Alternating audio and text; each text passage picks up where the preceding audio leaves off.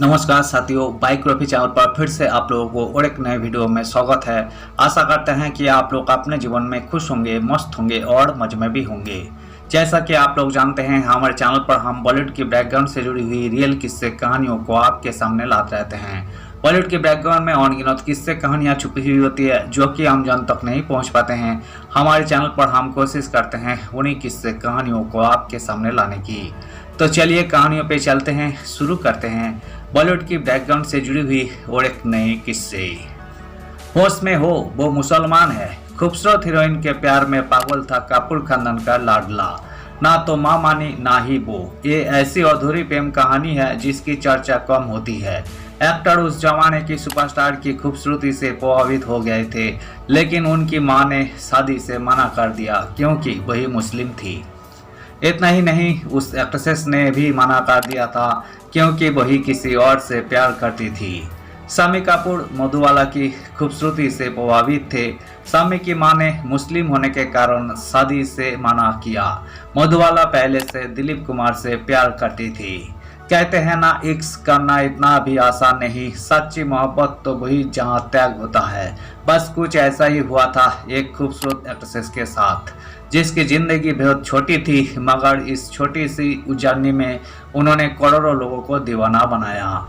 सिर्फ आम लोग ही नहीं, हॉलीवुड तक उनका दीवाना हो गया था। इस एक्ट्रेस से कपूर खानदान का लाडला भी इश्क कर बैठा था, लेकिन ये प्यार अधूरा ही रह गया क्योंकि ना तो उनकी माँ राजी हुई ना ही वो एक्ट्रेस।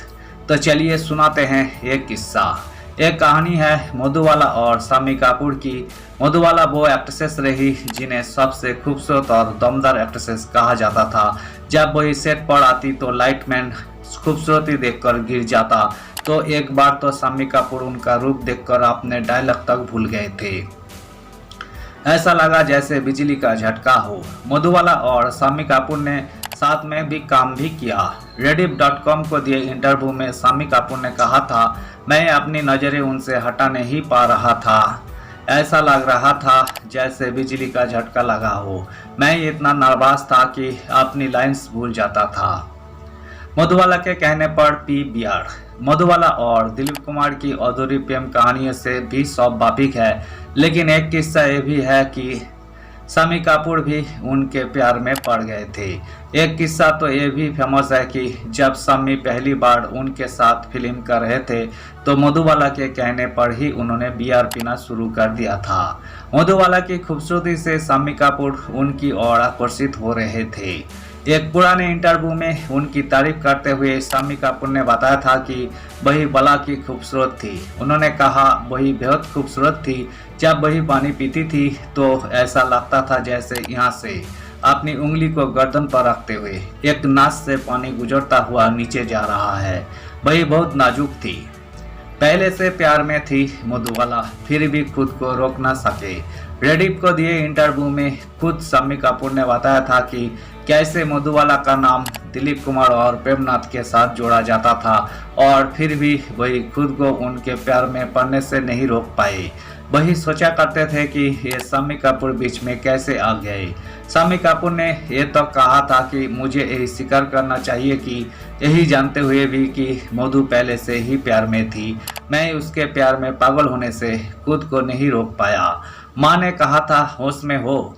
इस रिपोर्ट में यह भी दावा किया गया था कि शामी कपूर ने तो एक बार अपने प्यार का इजहार रूप की रानी मधुबाला से कर भी दिया था।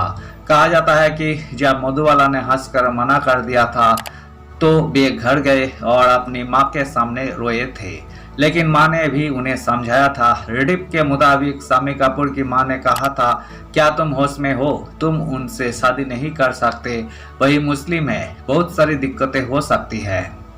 मधुबाला और शामी कपूर की फिल्में। मधुबाला और शामी कपूर ने रेल का डिब्बा, नॉकअप 1955 और नरेश सहगल की बॉयफ्रेंड 1961 में भी साथ में काम किया था। शामी कपूर की पत्नी की बात करें तो उन्होंने हिंदी फिल्मों की फेमस एक्ट्रेस गीता वाली से साल 1995 में शादी की। शादी के एक साल बाद 1 जुलाई 1956 को उनके पहले बेटे आदित्य राज कपूर का जन्म हुआ।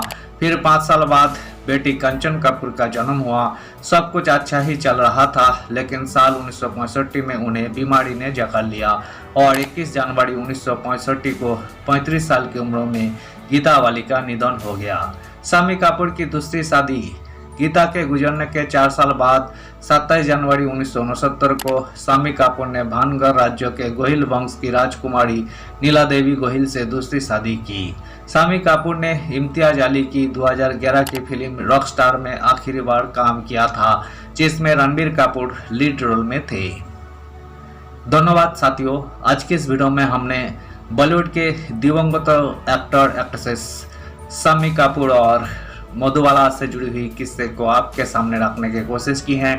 उम्मीद है दोस्तों वीडियो आपको जरूर पसंद आई होगी। वीडियो पसंद आए तो लाइक कर दीजिएगा, चैनल पर नए आए हैं प्लीज एक सब्सक्राइब कर दीजिएगा। मिलते हैं नेक्स्ट वीडियो में, धन्यवाद।